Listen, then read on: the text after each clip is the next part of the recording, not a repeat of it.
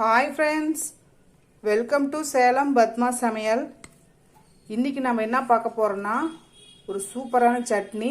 பார்த்திங்கன்னா கல்யாண வீட்டு தக்காளி சட்னி தான் பார்க்க போகிறோம். இது பார்த்திங்கன்னா கல்யாணத்தில் வச்சுருப்பாங்க. சிம்பிளாக தான் இருக்கும், ஆனால் செம்ம டேஸ்ட்டாக இருக்கும். வாங்க போய் பார்க்கலாம். அதுக்கு முன்னாடி நம்ம சேனல் இப்போ தான் புதுசாக பார்க்குறீங்கன்னா சப்ஸ்கிரைப் பண்ணிக்கோங்க, பக்கத்தில் இருக்கிற பெல் பட்டனை கிளிக் பண்ணிக்கோங்க. இப்போ பாருங்கள், நான் ஒரு கடாய் வச்சுருக்கேன். இதில் நான் ஒரு டேபிள் ஸ்பூன் அளவுக்கு எண்ணெய் ஊற்றிக்கிறேன்.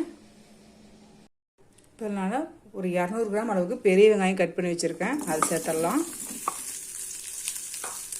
இது கூடவே ஒரு சின்ன துண்டு இஞ்சி, 10 பல் பூண்டு, இதுக்கு காரத்துக்கு நான் ஒரு 7-8 காஞ்ச மிளகாய் வச்சுருக்கேன். நீங்கள் உங்கள் காரத்துக்கு தகுந்த மாதிரி சேர்த்துக்கோங்க. இது கொஞ்சம் வதங்கட்டும். இப்போ வெங்காயம் வதங்கிடுச்சு. நான் ஒரு 1/4 கிலோ அளவுக்கு பழுத்து தக்காளியை கட் பண்ணி வச்சுருக்கேன். நல்லா பழுத்து தக்காளியை எடுத்துக்கோங்க. இந்த தக்காளி சேர்த்துட்டு இந்த தக்காளி நல்லா நமக்கு வதங்கணும், பச்சை வாசனை போக.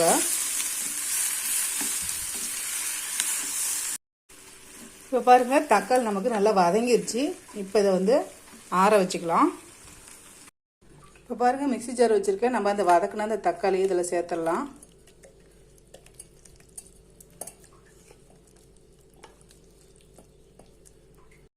இப்போ சட்னிக்கு தேவையான அளவுக்கு கல் உப்பு சேர்த்துட்டு இப்போ இது ரொம்ப நெய்ஸாக வலுவலுன்னு அரைக்காமல் ஓரளவுக்கு கொஞ்சம் கொரகொரப்பாக அரைச்சி எடுத்துகிட்டு வந்துடுறேன். இப்போ பாருங்கள், சட்னி நான் அரைச்சிட்டு வந்துட்டேன். இப்போ நான் இது ஒரு பவுலுக்கு மாற்றிக்கிறேன்.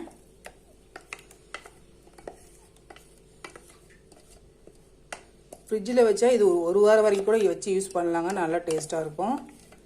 இதுக்கு ஒரு தாளிப்பு கொடுத்துடலாம். இப்போ கடாயில் நான் ஒரு டேபிள் ஸ்பூன் அளவுக்கு எண்ணெய் ஊற்றிக்கிறேன்.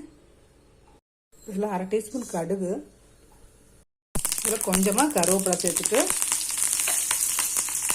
கொஞ்சமாக பெருங்காயப்பொடி. இப்போ இதை தாளிப்பை சட்னியில் சேர்த்துடலாம்.